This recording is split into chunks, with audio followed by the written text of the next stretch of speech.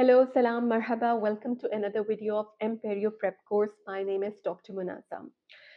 In today's video, I'm going to make an important announcement that only 3 exams are left for RCS Edinburgh exam with the old format.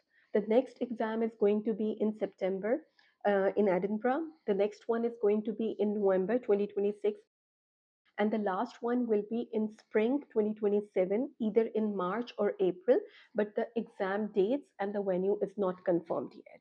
So if you are planning to give the exam with the old format, the registrations will open very soon at the end of June or the first week of July.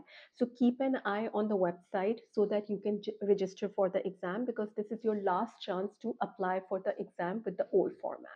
So, which candidates are eligible to sit for these last 3 exams?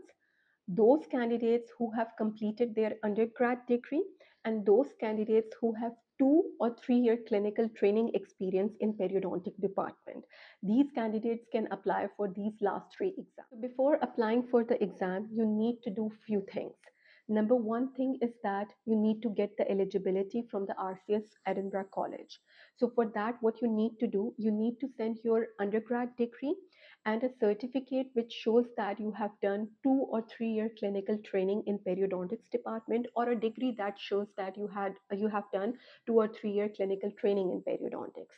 Send it to RCS, and they will evaluate your degrees, and then they will reply you back that you are eligible to sit in that. Number two, make an account on the RCS website. Number three, download the application form from the RCS website, fill it up, and get it signed by the supervisor under whom you had done the clinical training, and get a college stamp on top of the application form. So prepare your application form, scan it, and also scan your other documents like your undergrad degree and your clinical certificate, which shows that you had done 2 or 3 year clinical training in periodontics.